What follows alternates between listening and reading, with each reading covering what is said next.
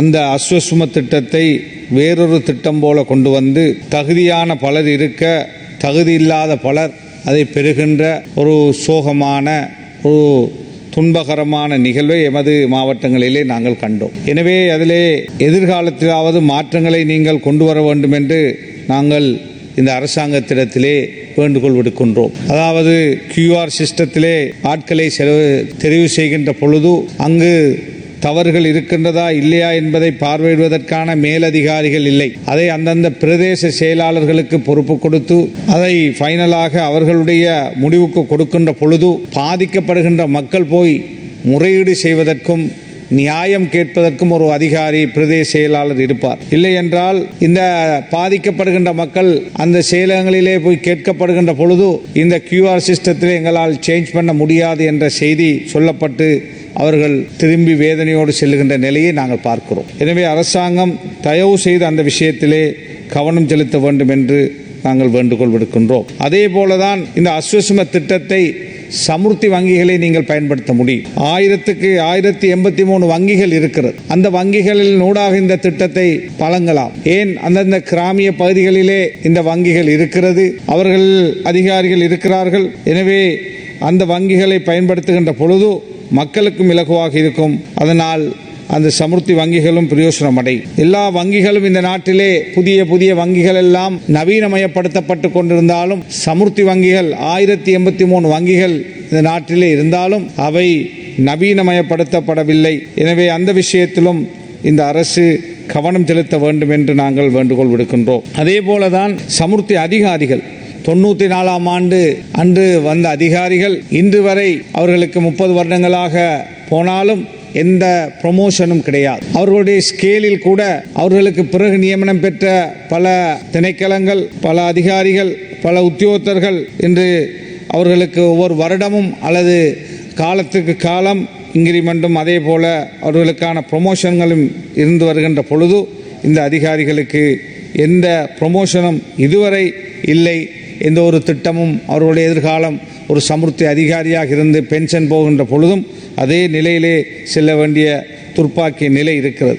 இதையும் நீங்கள் கவனத்தில் கொள்ள வேண்டும் என்று உங்களிடத்திலே இந்த அரசிடத்திலே நாங்கள் வேண்டுகோள் விடுக்கின்றோம். அதே போல நடைமுறைப்படுத்துகின்ற அஸ்வசும திட்டத்திலே இன்னும் அதிகமானவர்களை சேர்த்து கொள்ளுங்கள். ஏனென்றால் நாங்கள் போகின்ற பகுதிகளிலே இந்த வறுமையினால் இந்த நாடு பொருளாதார பின்னடைவை அடைந்த பிறகு அதிகமானவர்கள் பாதிக்கப்பட்டிருக்கிறார். எனவே திட்டத்துக்குள்ளே இன்னும் அதிகமானவர்களை உள்வாங்க நடவடிக்கை எடுக்க வேண்டும் என்று அரசாங்கத்திடத்திலே நாங்கள் வேண்டுகோள் விடுக்கின்றோம். இதனோடு சேர்ந்ததாக இந்த அமைச்சு முக்கியமான பல விஷயங்களை கொண்டிருக்கிறது. இந்த அமைச்சுக்கு கீழே வருகின்ற விஷயங்கள் பாதிக்கப்பட்ட மக்களுக்கு பல நல்ல திட்டங்களை கடந்த காலங்களிலே சில யுத்தத்தால் பாதிக்கப்பட்ட மக்கள், ஊனமுற்ற மக்கள், இவ்வாறு பலர் இருக்கிறார். எமது பகுதிகளிலே குறிப்பாக வன்னி மாவட்டத்திலே பெண் தலைமைத்துவத்தை கொண்டவர்கள், அதே போல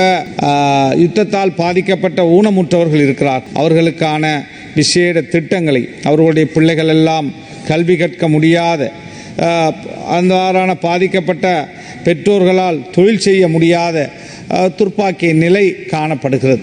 எனவே அவர்களுக்கான திட்டங்களை இந்த அஸ்வசும போன்ற திட்டங்கள் வழங்கப்படுகின்ற பொழுது அவர்கள் போன்றவர்கள் முன்னுரிமை அடிப்படையிலே உள்வாங்கப்பட வேண்டும். அதே போல அவர்களுக்காக விசேட திட்டங்கள், இந்த நாட்டிலே ஒரு பெரிய யுத்தம் முடிந்திருக்கிறது.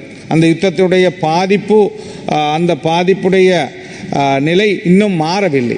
எனவே அவர்களும் பலனடையக்கூடிய திட்டங்களை முன்வைக்க வேண்டும் என்று வேண்டுகோள் விடுக்கின்றோம். அதே போலதான் மீனவ சமூகம், மீனவ அமைச்சுடைய விவாதமும் நடந்து கொண்டிருக்கிறது. மீனவ அமைச்சர் யாழ்ப்பாணத்திலே தான் வாழ்ந்து வருகிறார். அவருக்கு தெரியும் இந்த மீனவ சமூகம் எவ்வாறான கஷ்டங்களை எதிர்நோக்குகிறார்கள் என்று. குறிப்பாக இந்திய ரோலர்களினால் எமது மீனவர்களுடைய பாதிப்பு, சொல்லொண்ணாத துயரங்கள். எமது நாட்டிலே எல்லா சட்டங்களும் மீனவர்களுக்கு போடப்பட்டிருக்கிறது. ஆனால் அந்த இந்தியாவிலிருந்து வருகின்றவர்கள் அத்தனை சட்டங்களையும் மீறி அவர்கள் எல்லா ஆழ்கடல், அதாவது அத்தனை மீன்களையும் அள்ளிக்கொண்டு செல்லுகின்ற எமது கரை வரை வந்து அவர்கள் தங்களுடைய மீன்களை பிடித்து கொண்டு செல்கின்ற ஒரு துர்ப்பாக்கிய நிலை இருக்கிறது. எல்லா அரசாங்கங்களும் இந்த விஷயத்தில் எல்லா அமைச்சர்களும் நடவடிக்கை எடுப்போம் என்று பல கூட்டங்களை கூடினார்கள், பல சந்திப்புகளை செய்தார்கள், பலமுறை இந்தியாவுக்கு சென்றார்கள். ஆனால் எந்த மாற்றத்தையும் நாங்கள் காணவில்லை. அங்கு மன்னாரிலே போய் பார்த்தால் தெரியும்.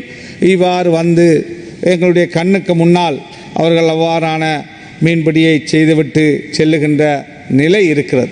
எனவே நேவியோடு சேர்ந்து இதை தடுப்பதற்கான சரியான ஒரு இறுக்கமான திட்டத்தை வகுக்கின்ற பொழுது மட்டும்தான் இதை நாங்கள் தடுத்து நிறுத்த முடியும். இல்லை என்றால் எமது மீனவர்கள் வறுமை கோட்டுக்கு கீழே செல்லுகின்ற ஒரு துர்ப்பாக்கிய நிலைதான் தொடர்ந்து இருந்து கொண்டிருக்கிறது. அதே போலதான் இந்த மீனவ நன்னீர் மீன்பிடியை வளப்படுத்துவதற்கு அமைச்சர் அவர்கள் நடவடிக்கை எடுக்க வேண்டும். குறிப்பாக வடக்கு கிழக்கு மாகாணங்களிலே நன்னீர் மீன்பிடிப்புக்காக பல நல்ல திட்டங்களை வகுத்து செயல்பட முடியும். இந்தியா கூட இலங்கையிலே அதாவது நன்னீர் எகுவா கல்ச்சர் எக்ஸலன்ஸ் சென்டர் ஒன்றை மன்னாரிலே அமைப்பதற்காக $10 மில்லியன் தருவதாக வாக்குறுதி அளித்திருக்கிறார். அதை கௌரவ அமைச்சர் அவர்கள் அதை அவசரமாக அந்த ப்ராஜெக்டை நடைமுறைப்படுத்துகின்ற பொழுது மன்னார் மட்டுமல்ல இந்த நாடு குறிப்பாக வடக்கு கிழக்கு மக்கள் அதனால் பிரயோசனம் அடைய முடியும். அதே போல இந்த நன்னீர் மீன்பிடியையும் அதே போல் இந்த அக்வா கல்ச்சரின் ஊடாக எத்தனை நாடுகள் இன்று பொருளாதார ரீதியாக வளம் பெற்றிருக்கிறது. வியட்நாம் போன்ற நாடுகளிலே பெரிய அளவு பொருளாதாரத்தை பெற்றுக் கொடுக்கின்ற துறையாக இந்த துறை இருக்கிறது. அதே போல் நாங்களும் திட்டமிட்டு அதை செய்ய வேண்டும். எங்களுடைய பகுதிகளிலே திட்டமிடல் இல்லாமல் அரசியல்வாதிகளுடைய செல்வாக்கினால் அல்லது ஒரு சில அதிகாரிகளுடைய செல்வாக்கினால் ஒரு திட்டமிடம் இல்லாமல் இவ்வாறான எக்வா கல்ச்சர் வேலைகள் நடைபெறுவதனால் பல பாதிப்புகள், சாதாரண மீனவர்கள் பாதிக்கப்படுகிறார்கள், சாதாரண மக்கள் பாதிக்கப்படுகிறார்கள், வெள்ளம் ஏற்படுகிறது, இதனால் பொதுமக்கள் பாதிக்கப்படுகிறார்கள். எனவே இந்த விஷயத்தை சரியான முறையில் இந்த எக்ஸலன்ஸ் சென்டர் அமைக்கப்படுகின்ற பொழுது அது ஒரு பெரிய நல்ல திட்டம். எனவே $10 மில்லியன் என்பது பெரிய தொகை. இந்திய அரசாங்கம் அதை எமக்கு தந்திருக்கிறது. அதற்காக நாங்கள் இந்திய அரசாங்கத்துக்கு கிராண்டாக தந்திருக்கிறார்கள், நன்கொடையாக. எனவே அந்த மாவட்ட மக்களுக்காக அல்லது நாட்டு மக்களுக்காக தந்த அந்த உதவிக்காக நாங்கள் நன்றி சொல்லுகிறோம். ஆனால் அதை நடைமுறைப்படுத்துவதில் இலங்கை அரசாங்கம் கடந்த காலங்களாக இழுபடியாக இருக்கிறது. அவசரமாக அதை நடைமுறைப்படுத்த நடவடிக்கை எடுக்குமாறு நாங்கள் வேண்டுகோள் விடுக்கின்றோம். அதே போல வங்காளை என்ற ஒரு மன்னாரில் இருக்கின்ற ஒரு பெரிய மீன்பிடி கிராமம், அந்த கிராமம் கடல் அரிப்பினால் ஊருக்குள்ளே தண்ணீர் வந்து கொண்டிருக்கிறது. எனவே அதை தடுப்பதற்கான சுவர் அமைப்பதற்கு நாங்கள் கடந்த காலங்களிலே நிதிகளை ஒதுக்கி கொடுத்தாலும் அது நடைமுறைப்படுத்தப்படவில்லை. எனவே அமைச்சர் அவர்கள் அதற்கான ஒரு பெரிய நீண்ட திட்டத்தை நடைமுறைப்படுத்தி அது ஒரு பெரிய கிராமம், முன்னாள் பாராளுமன்ற உறுப்பினர்கள், முன்னாள் அரசாங்க அதிபர்கள், பல கல்வி அதிகாரிகள், ஒரு பெரிய ஒரு கத்தோலிக்க கிராமம். எனவே அந்த கிராமம் அழிந்து போகின்ற ஒரு ஆபத்தான நிலையை நாங்கள் பார்க்கிறோம். எனவே அதை பாதுகாக்க வேண்டிய பொறுப்பு மீனவ அமைச்சருக்கு இருக்கிறது. அதே போலதான் ஒலிவிர் ஹார்பர் எங்களுடைய பெருந்தலைவர் அஷ்ரப் அவர்கள் ஒரு நல்லெண்ணத்தோடு அன்று அமைச்சராக இருந்த பொழுது கட்டிய அந்த ஹார்பர் இன்று மக்களுக்கு பயனில்லாததாக, அந்த ஹார்பருடைய தாக்கம் இந்த ஊராக அதே போல கல்முனை பல பகுதிகளில் இருக்கின்ற ஊர் மக்களுக்கும் மீனவர்களுக்கும் பாதிப்பாக இருக்கிறது. அதே போல் அருகில் இருக்கின்ற ஏனைய கிராமங்களுக்கும் திருக்கோயில் இன்னொரு கிராமங்களுக்கும் அது பாதிப்பாக இருக்கிறது. எனவே அந்த ஹாபரை கடந்த அரசாங்கத்தில் இருந்த மீன்பிடி அமைச்சு அதை பொறுப்படுத்தார்கள். ஆனால் எந்தவித வேலை திட்டத்தையும் செய்ததாக நாங்கள் காணவில்லை.